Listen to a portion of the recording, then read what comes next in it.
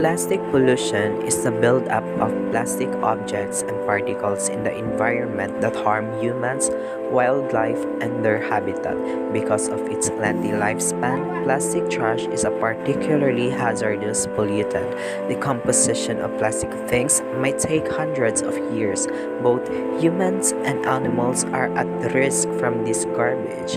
Fish become hooked up in the trash and become wounded, and other animals mistake plastic bags for food and consume them.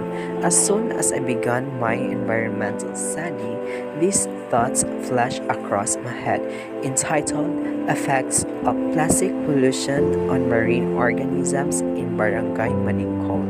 Plastic pollution has remained one of the glitches at the epicenter of the challenges plaguing the universe status quo. More than estimated 18 million tons of plastic-related waste are released into the ocean.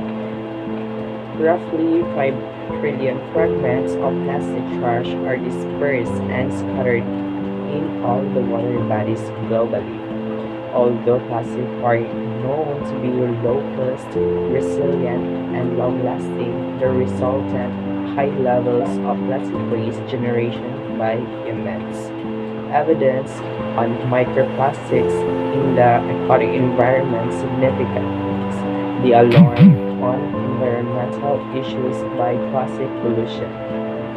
They mark the importance of an integrated approach with international, regional, and national efforts as mitigatory strategies to improve plastic waste management by reducing the load of plastic garbage patches in the world ocean basins.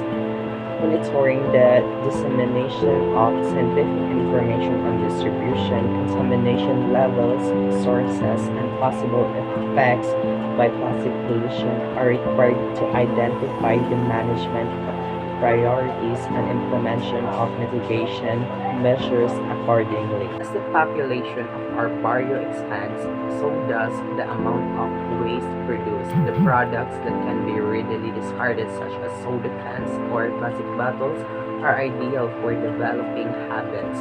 Nonetheless, the collection of such items has resulted in an increase in plastic pollution in Barangay Maningkol. The main causes of plastic debris found in the sea at the Barangay Maningkol. First is the mismanaged trash.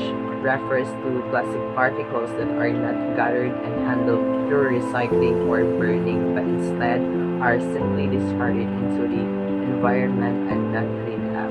Second is single-use plastic.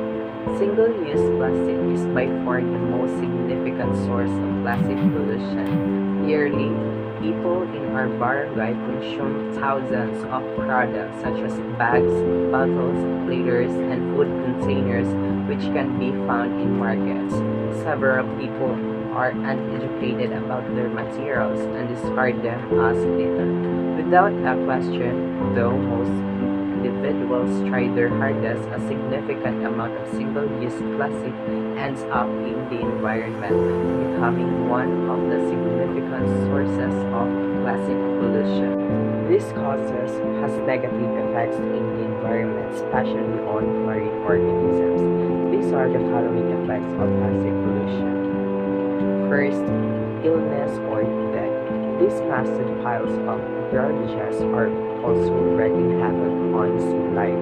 Many larger species swallow plastic in the water, which is fully toxic waste that can end up causing illness or even death. The second one is marine pollution. It is a mixture of chemicals and waste, and the majority of which originates on land and is washed or blown into the ocean. Pollution harms the environment, the health of all organisms, and economic structure not only in our barangay but all over the world. Plastic pollution can be avoided by replacing plastic solutions with biodegradable plastics.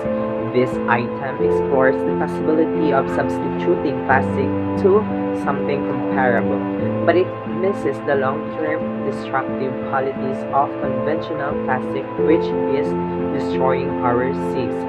So in general, this is the conclusion of my study.